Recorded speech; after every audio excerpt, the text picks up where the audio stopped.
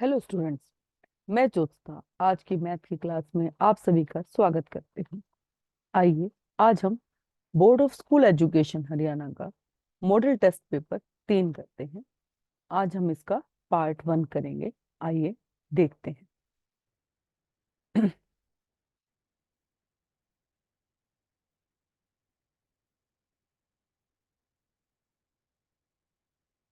आइए इसका पहला क्वेश्चन देखते हैं। वह न्यूनतम संख्या जो 1 से 10 तक सभी संख्याओं से विभाज्य हो वो बतानी है। तो हमारे पास 1 से 10 तक संख्याएं 1, 2, 3, 4, 5, 6, 7, 8, 9, 10 हमने संख्याएं लिख ली। अब हम देखते हैं 1 से तो ये सभी की सभी संख्याएं भाग हो रही, यानी कि चारों ऑप्शन हमारे लिए खुली हैं। फिर हम 2 के लिए चेक करेंगे। 2 से भी सारी की सारी संख्याएं भाग हो रही हैं, क्योंकि ये क्या है, इसके पीछे 0, 0, 4, 0। इसके बाद हम देखते हैं 3 के लिए। तो 3 के लिए देख रहे हैं कि 3 से भाग नहीं होता, तो ये ऑप्शन बंद हो गया। 100 भी 3 से पूरा पूरा भाग नहीं होता, तो ये ऑप्शन भी बंद हो गया। अब देखते हैं सी पार्ट के लिए। तो 3 से भाग, डिविजिबिलिटी का रूल क्या होता है कि हम सारे के सारे डिजिट्स को ऐड करेंगे और हम देखेंगे कि क्या आ रहा है। जो ये आंसर आ रहा है वो 3 से भाग हो रहा है या नहीं हो रहा। तो ये 3 से भी भाग हो रहा है और 9 से भी भाग हो रहा है, तो यानी कि 3 और 9 दोनों के लिए ओपन है, यानी कि दोनों से भाग हो सकता है। अब देखते हैं 2520। तो 2 5 जमा 2 0, ये भी क्या आ रहा है, 9 आ रहा है, तो ये भी 3 और 9 दोनों से भाग हो रहा है। अब बात आती है 4 से। 4 से अब हमारे पास ये नंबर जो है ये भी 4 से भाग हो रहा है। 4 के डिविजिबिलिटी रूल को चेक करने का क्या तरीका है कि हम उसके लास्ट के 2 डिजिट्स को चेक करते हैं। वो लास्ट के 2 डिजिट्स क्या हैं, अगर 4 से डिवाइड हो रहे हों तो हम कहेंगे कि ये पूरा नंबर 4 से डिवाइड हो रहा है। तो ये 4 से डिवाइड हो रहा है और ये भी 4 से पूरा पूरा डिवाइड हो रहा है। तो इसका मतलब ये जो नंबर है पूरा का पूरा नंबर किससे, 4 से भी डिविजिबल है। ठीक है। तो अब हमारा 4 से भी डिवाइड हो रहे हैं दोनों के नंबर। अब 5 की बात आती है। 5 से डिविजिबिलिटी रूल के अंदर हम क्या देखते हैं कि उसका जो इकाई का अंक है, यूनिट प्लेस है, वो क्या होना चाहिए, 0 या 5 होना चाहिए। ये तो 0 है, पर ये 0 और 5 में से कोई भी नहीं है, इसका मतलब ये 5 से विभाज्य नहीं है। तो हमारे पास ऑप्शन क्या बच गई, डी बच गई।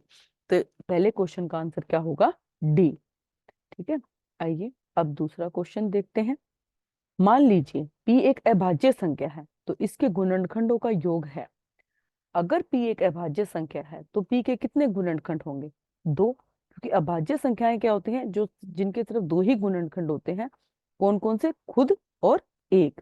तो इसके 2 गुणनखंड हैं, p और 1, और इनका योग मतलब इन दोनों को जमा कर देंगे। तो इसका ऑप्शन भी क्या आ जाएगा, डी आ जाएगा। इसके बाद तीसरा क्वेश्चन देखिए। इन्होंने कहा है यदि द्विघात बहुपद x square plus 3x plus के का एक शून्यक 2 है तो के का मान ज्ञात कीजिए। शून्यक का मतलब क्या होता है कि वो मान जो हम बहुपद में रखें तो क्या है, उसको 0 कर दें। तो यानी कि जब हम इस बहुपद में x की जगह 2 रखेंगे तो ये क्या कर देगा, इस बहुपद को क्या कर देगा, 0 कर देगा। तो यानी कि हम इसको किसके बराबर लिख लेंगे, 0 के बराबर। 2 दूनी 4, 3 दूनी 6, जमा में के बराबर है किसके, 0 के। 6 और 4 10 प्लस के बराबर है किसके, 0 के। यहाँ से 10 इधर जाएगा तो के का मान क्या आ जाएगा, -10। तो इस क्वेश्चन का आंसर क्या हो जाएगा, -10। आइए चौथा सवाल करते हैं, फोर्थ क्वेश्चन। अल्फा बीटा द्विघात बहुपद के एक्स स्क्र -2x प्लस 3 बराबर 0 के मूल है। तो हमें पता है कि 2 ही मूल होते हैं और हमने उनको मान लिया है क्या, अल्फा और बीटा। तो हमें क्या पता है, और हमें साथ में ये भी दिया हुआ है कि अल्फा प्लस बीटा का योग बराबर है अल्फा इंटू बीटा के बराबर। तो हम सबसे पहले यहाँ पे अल्फा प्लस बीटा निकाल लेते हैं। क्या होता है अल्फा प्लस बीटा, -b/a। और अल्फा इंटू बीटा क्या होता है, c/a। तो हमें पहले ए बी सी की वैल्यूज पता होनी चाहिए। ए की वैल्यू क्या होगी के, बी की वैल्यू -2 और सी की वैल्यू 3 के। तो देखते हैं, -2 बटा ए की जगह पे हम क्या रखेंगे, के। सी की वैल्यू क्या होगी, 3 के, और ए की वैल्यू क्या है, के। कैंसिल, ये आ गया 3, और अल्फा प्लस बीटा क्या आ जाएगा 2/k। ये वाली वैल्यूज हमने इनके जगह पे रखी, 2/k इज इक्वल्स टू किसके आ गया 3 के। तो हम इनको क्या करेंगे, आपस में इंटरचेंज कर लेते हैं। तो ये हमारे पास k की वैल्यू क्या आ जाएगी 2/3। तो हमारा इसका ऑप्शन हो जाएगा ए। ठीक है, आइए अब अगला क्वेश्चन देखते हैं। यदि एल एम एन एपी में है तो L³ + N³ - 8N³ बराबर है। ये क्वेश्चन है, थोड़ा सा यहाँ पे इसकी स्टेटमेंट रॉन्ग दी हुई है। यहाँ पे n आना चाहिए और यहाँ पे m आना चाहिए। आइए देखते हैं अब इसे कैसे करेंगे। अगर इस तरह का क्वेश्चन आ जाता है तो आप इसे इस तरह से अटेम्प्ट करेंगे। LMN एपी में है, तो एपी में दिया हुआ है तो हमें पता है कि हम सेकंड टर्म में से फर्स्ट टर्म को माइनस करेंगे, और थर्ड टर्म में से अगर हम सेकंड टर्म को माइनस करेंगे तो वो दोनों बराबर होंगे। किसके बराबर होते हैं, डी के बराबर, सारवंतर के बराबर। ठीक है, तो हम m को इधर ले आएंगे तो क्या हो जाएगा 2m, और n -l को इधर लेके आएंगे तो क्या बन जाएगा प्लस। दोनों तरफ इनका क्या कर लेंगे क्यूब, क्योंकि यहाँ पे क्या दिया हुआ है क्यूब दिया हुआ है। तो हमारे पास 2m का क्यूब किसके बराबर हो जाएगा 8m³ के बराबर है। यहाँ पे a + b का होल क्यूब की आइडेंटिटी लग जाएगी, n का क्यूब प्लस l का cube plus 3nl plus n + l। ठीक है, अब n + n का मान क्या था 2m, तो इसकी जगह पे मैं क्या रख दूंगी 2m। तो 8m³ is equals to n³ + l³ plus 3nl माइन इंटू 2m हो जाएगा ये। अब इसको हम आगे देखते हैं। ये दोनों चीजें, या फिर हम यूं करते हैं, इसको हम इधर ले आते हैं और इसको इधर ले जाते हैं। तो L³ + N³ - 8m³ is equals to 3×3 = 6, और जब ये उधर जाएगा तो क्या हो जाएगा माइनस का 6mLmn। ठीक है, तो हमारा आंसर क्या हो जाएगा -6 LMN। ठीक है, तो ये आप कुछ इस तरह से अटेम्प्ट करेंगे। आइए अब क्या है, अब इन्होंने क्या कहा है, एक्स अक्ष से बिंदु -1 की दूरी। तो एक्स अक्ष से बिंदु 1 की दूरी क्या होगी -1 की दूरी। तो हमारे पास मान लेते हैं 1 2 3, ये -1 2 3, ये -1 हो गया। इधर से 7 1 2 3 4 5 6 7। उम्मीद करते हैं अंधा लगभग हमारा बिंदु हम मान लेते हैं यहाँ पर होगा। अब एक्स अक्ष से जब हमने इसकी दूरी देखनी है तो कितनी हो जाएगी 7 इकाई। तो इसका मतलब ये आंसर क्या हो जाएगा 7। ठीक है, जब भी हमें एक्स अक्ष से दूरी दी होगी तो हम वाई निर्देशांक बताएंगे, और अगर वाई अक्ष से दूरी दी होगी तो हम क्या बताएंगे एक्स निर्देशांक। लेकिन वो जो निर्देशांक होगा वो हमने क्या बताना होगा पॉजिटिव में बताना होगा, क्योंकि दूरी जो होती है वो सदैव क्या होती है पॉजिटिव होती है। ठीक है, एक्स अक्ष से होगा तो वाई निर्देशांक।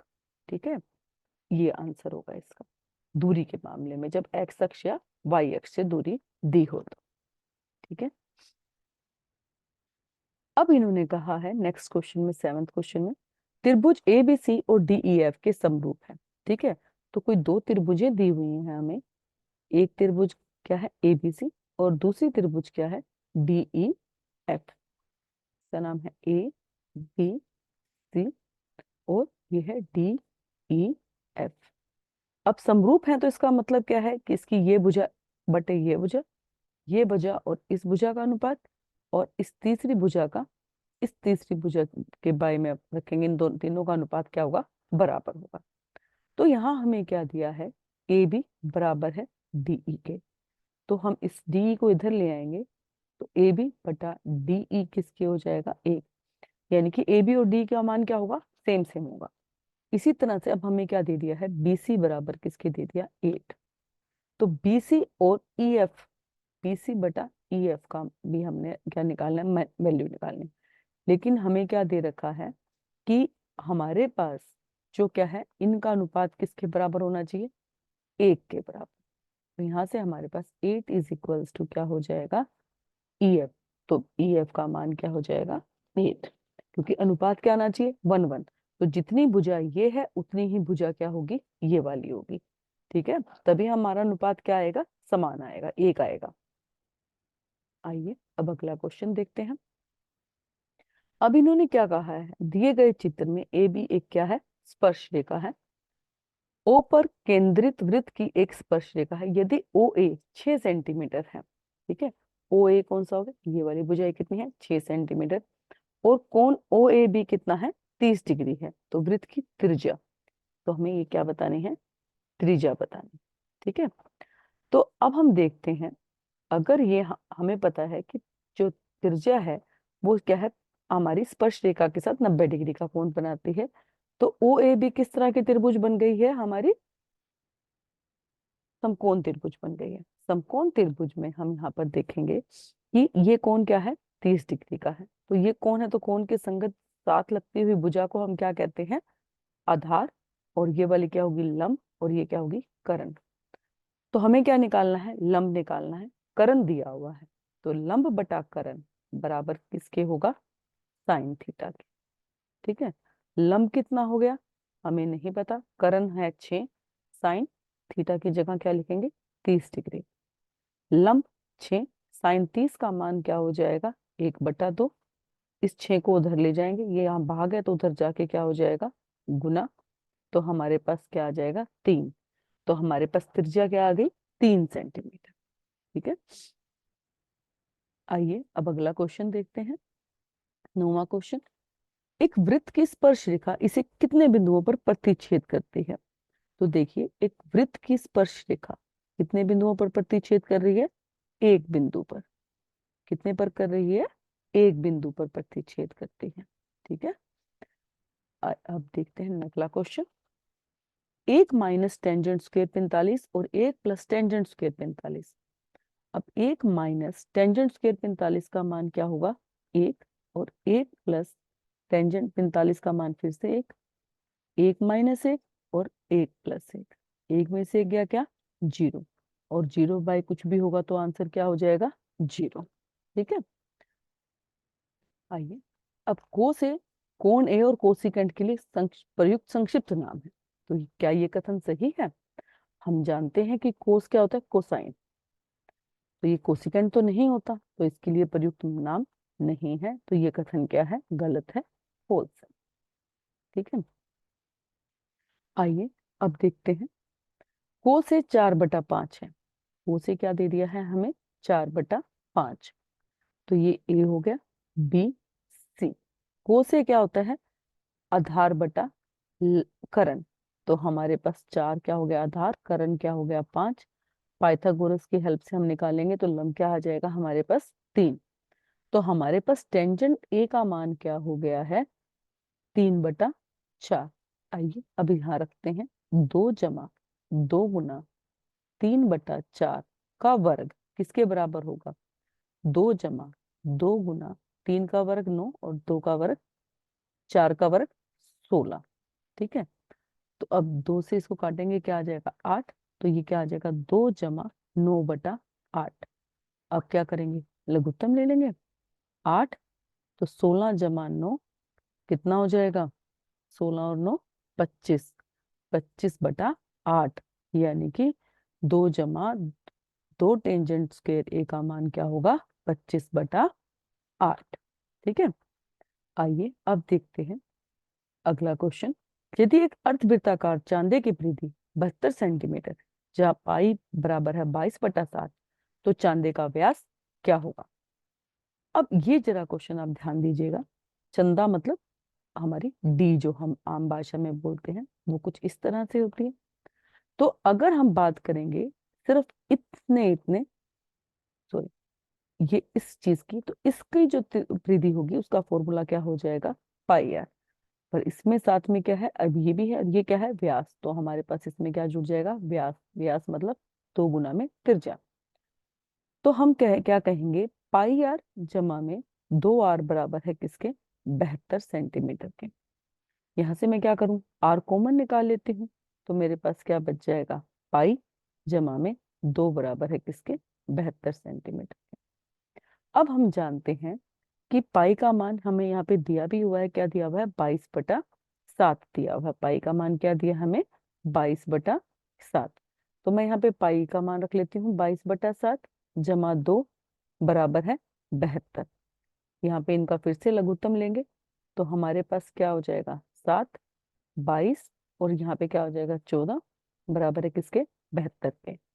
आर बराबर है 22 + 14 इज इक्वल्स टू कितना हो जाएगा? 36/7 इज इक्वल्स टू 72।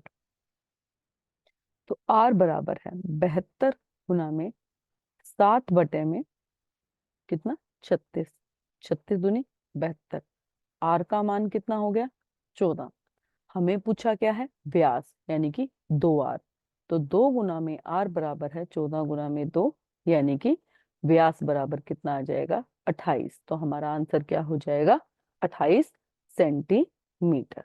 ठीक है, तो ये हमारा इस तरह से क्वेश्चन निकलेगा। आइए अगला क्वेश्चन देखते हैं। 14th क्वेश्चन में क्या कहा है? यदि आर त्रिज्या वाले एक वृत्त के त्रिज्याखंड का कोण थीटा है तो त्रिज्याखंड का क्षेत्रफल बताना है।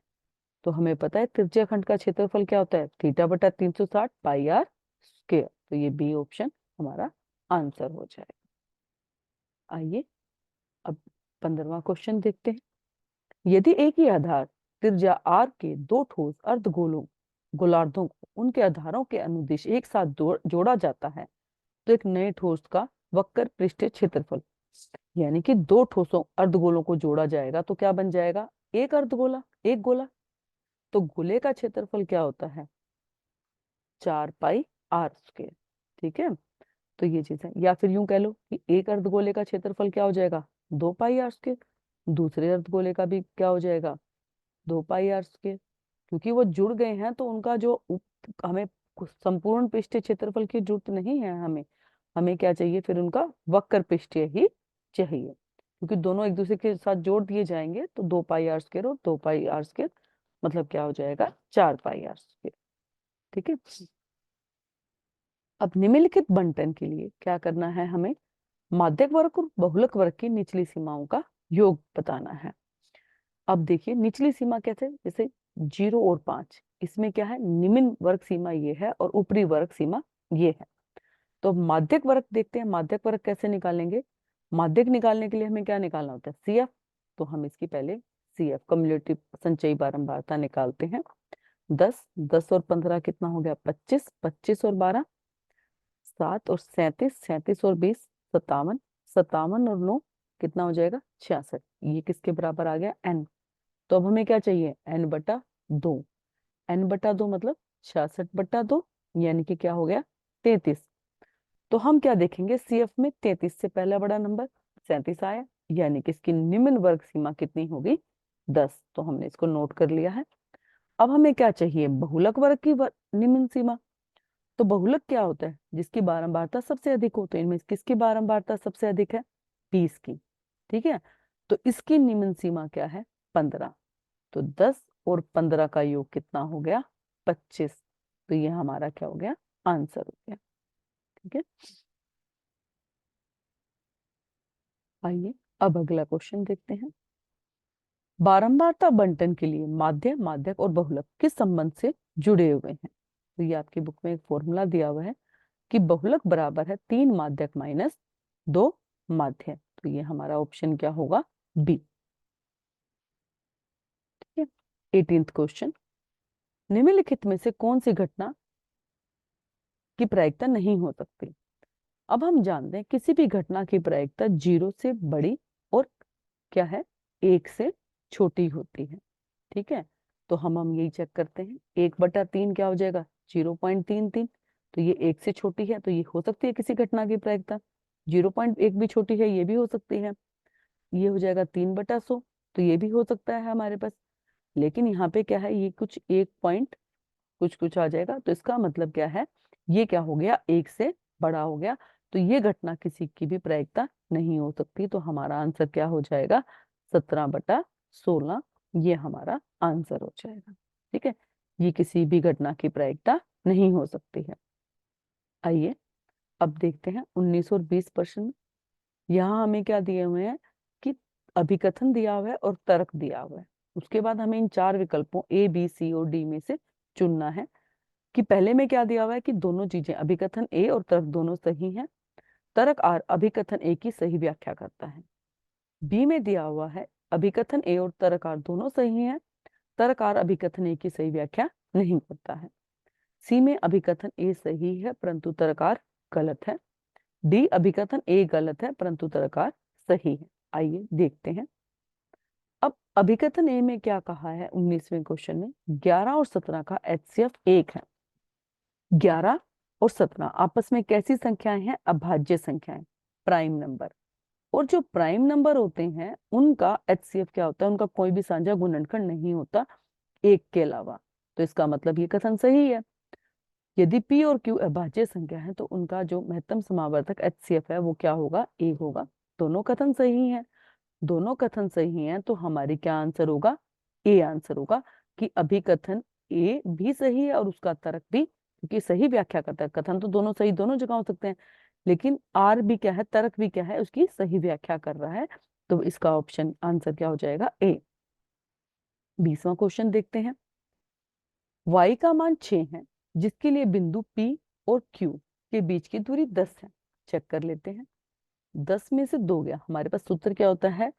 वर्गमूल x2 माइनस x1 का whole square plus y2 minus y1 का होल स्क्वायर। तो हमारे पास यहाँ क्या हो जाएगा? 10 माइनस 2 का होल स्क्वायर और प्लस में y की जगह पे हमने क्या रखना है? 6 माइनस माइनस 3 का होल स्क्वायर। तो 10 में से 2 गया 8, 8 का स्क्वायर कितना हो जाएगा? 64। 6 और 3 9, 9 का स्क्वायर कितना हो जाएगा? 81। किसके इक्वल हो गया? 6 और 4 और 5 और 8 और 6 14, 145। यानी कि 10 के बराबर तो नहीं है ये। तो इसका मतलब हमारा अभिकथन ए क्या हो गया? गलत हो गया। दो दिए गए बिंदुओं ए और बी के बीच की दूरी निम्न दूरी द्वारा दी गई है। बिल्कुल सही। दूरी तो हम ऐसे ही निकालते हैं। तो हमारा क्या है? तर्क आर सही है और अभिकथन ए गलत है। तो इसके लिए कौन सा है? अभिकथन ए गलत, यानी कि हमारे पास ऑप्शन क्या रहेगी? डी। तो 20वें क्वेश्चन का आंसर डी होगा और 19वें का ए होगा। उम्मीद है आपको ये 1 मार्क्स से क्वेश्चन समझ में आ गए होंगे। अगली पार्ट के लिए नेक्स्ट वीडियो देखेंगे।